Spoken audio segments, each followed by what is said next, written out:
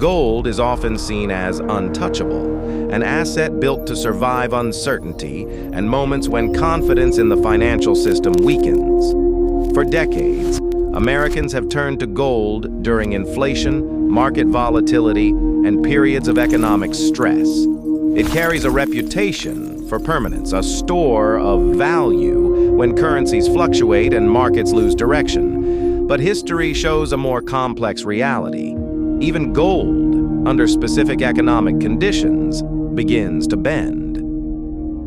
As U.S. interest rates remain elevated, something fundamental is shifting beneath global markets. The forces that once pushed gold higher are no longer working in the same direction. This isn't panic. For decades, Americans have turned to gold during moments of doubt, inflation fears, market volatility, currency uncertainty. Gold feels permanent when everything else feels fragile. But belief alone doesn't set prices. Economic conditions do. And those conditions are shifting. As interest rates stay higher, the cost of holding gold rises. As the dollar strengthens, gold loses its edge. And as markets adjust, safe haven assumptions are tested. Gold isn't disappearing, but its advantage may be. The question now isn't why people trust gold. It's whether the economy still does. Gold does not generate income. It doesn't pay interest. Its value depends on belief and on what investors are willing to give up to hold it.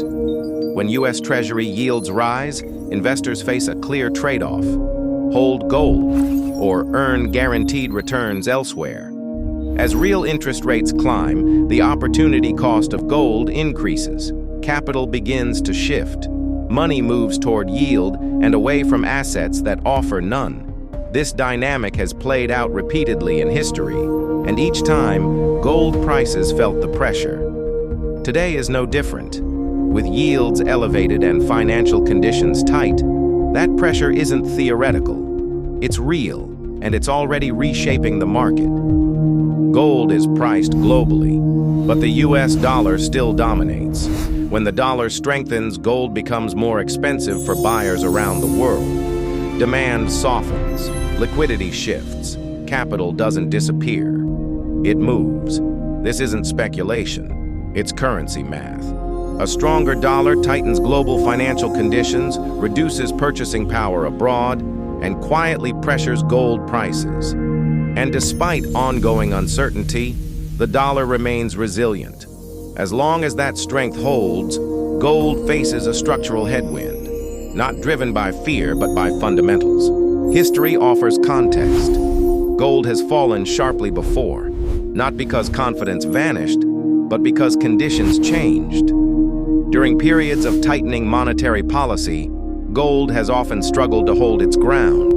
Corrections followed, not overnight crashes, but extended declines that unfolded quietly, month after month. Investors didn't panic, they repositioned. Because capital doesn't disappear, it rotates toward yield, toward liquidity, toward assets aligned with policy directions. And during those rotations, metals have frequently been left exposed. Gold didn't fail as a store of value. It simply lost relevance in a changing environment. That lesson matters today, because history doesn't repeat perfectly, but when policy tightens, its rhythm is familiar. A collapse doesn't mean gold becomes worthless. It means repricing. It means expectations are reset. As markets adjust to new conditions, prices don't move on emotion alone. They reflect economic reality. When interest rates stay elevated, when liquidity tightens, and when risk-free returns rise, gold must compete, just like any other asset. For long-term holders, this distinction matters, because emotion clouds judgment. Fear accelerates selling. Hope delays decisions. But understanding restores clarity. Gold has always moved in cycles, not straight lines.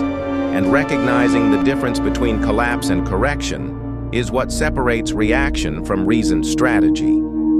Gold's future depends on policy, inflation, and confidence.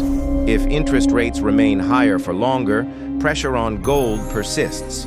yield competes, liquidity tightens, and capital stays selective. But if uncertainty returns, through inflation surprises, financial stress, or geopolitical shocks, demand for gold may stabilize or even rebuild.